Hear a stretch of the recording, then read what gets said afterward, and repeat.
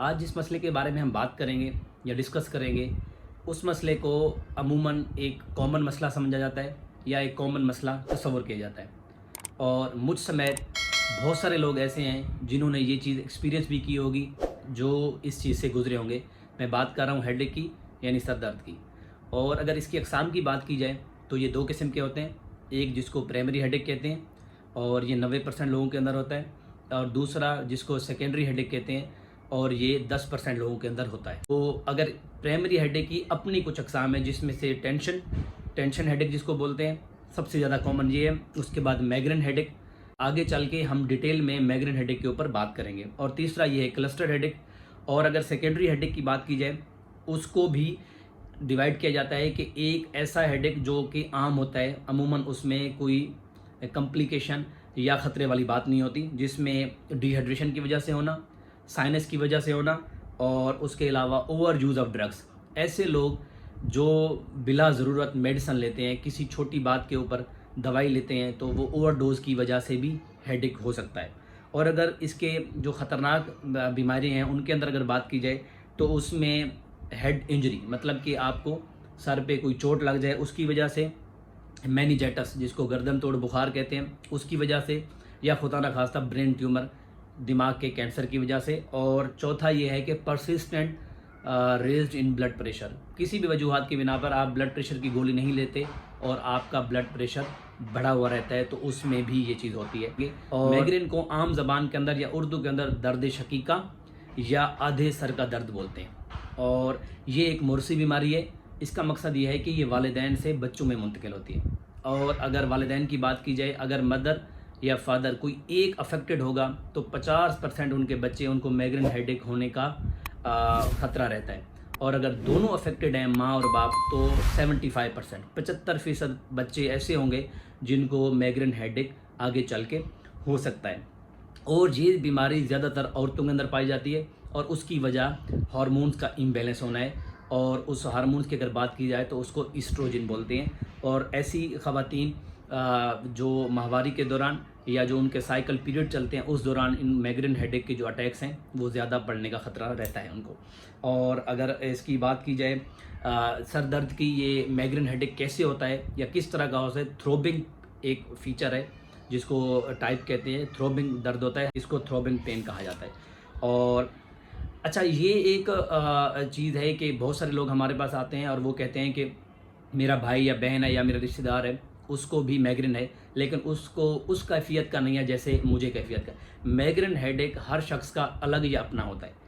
तो ये समझ लें, कुछ लोग ऐसे हैं जिनको माइग्रेन हेडेक हफ्ते में 2 बार पड़ सकता है, महीने में 1 बार या साल में 4 बार पड़ सकता है।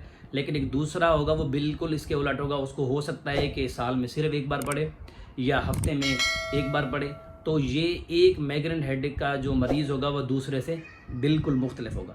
और कुछ इसके वार्निंग साइन है। वार्निंग साइन का मकसद ये है कि जब आपको ये चीज़ें महसूस होना शुरू हो जाएं तो आपको ये समझ लेना चाहिए कि आपको माइग्रेन का अटैक हो सकता है। उसमें एक थकावट का महसूस होना, आपको बार बार ज़्यादा प्यास का लगना और मोशन या डायरिया का होना, और आपके आँखों के सामने धुंधलापन या ब्लर या ऐसे रिंग स्ट्रक्चर जो है ना वो बन के आ जाना।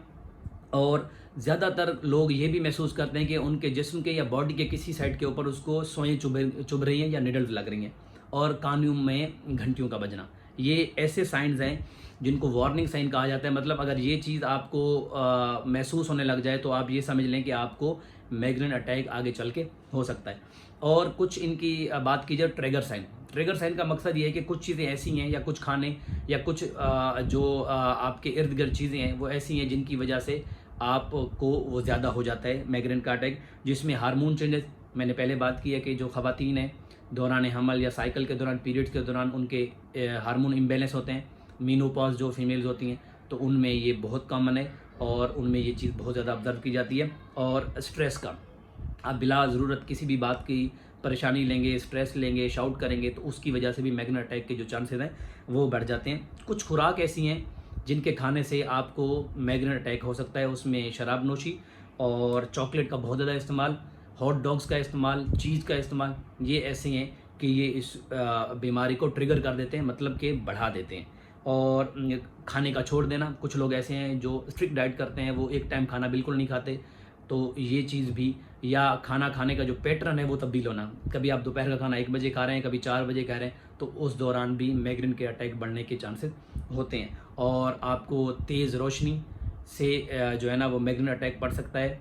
आप किसी शोर के अंदर काम करते हैं तो जो नॉइस है उससे पड़ सकता है।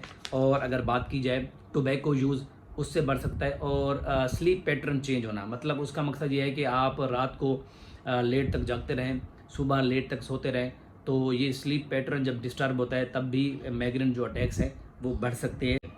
और अगर इसके इलाज की बात की जाए, इसको हम इस तरह डिवाइड करते हैं, एक जिसको आम इलाज कहा जाता है, दूसरा एक जिसको ख़ास इलाज कहा जाता है। आम इलाज की अगर बात की जाए तो उसके अंदर जो लोग हमारे पास आते हैं हम उनको मोस्टली पेन किलर दे रहे होते हैं, जिसमें एस्प्रिन हो गई, ब्रुफिन हो गई, पैरासिटामोल हो गई।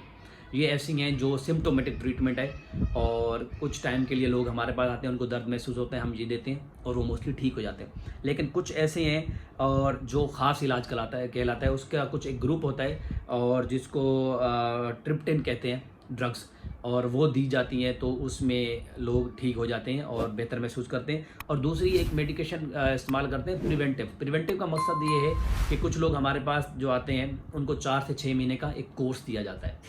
ये उन लोगों के लिए ज़्यादा कॉमन होता है, ये कोर्स उन लोगों को दिया जाता है जो लोग माइग्रेन अटैक बहुत जो है ना तेज़ी के साथ लोगों को आ रहे हैं, जैसा कि एक हफ्ते में 2 बार या 3 बार आ जाए और उनकी जो रूटीन मरा है या लाइफ है वो डिस्टर्ब हो जाए, तो उन लोगों को एक प्रिवेंटिव कोर्स दिया जाता है 4 से 6 महीने का, और उसके अंदर वो बेहतर महसूस करते हैं और मोस्टली बेहतर हो जाते हैं। तीसरा ये है कि अवॉइड ट्रिगर फैक्टर। अब इसका मकसद ये है कि जो मैंने ट्रिगर फैक्टर बताए हैं, ऐसी चीज़ें जिससे आपको माइग्रेन बढ़ता हो, अब वो चीज़ छोड़ दें। वो चीज़ नहीं करेंगे तो आपको माइग्रेन अटैक्स जो है ना वो नहीं पड़ेंगे। और इसी के साथ इस वीडियो का अख्ताम करते हैं। वीडियो पसंद आई हो तो इसको लाइक करें।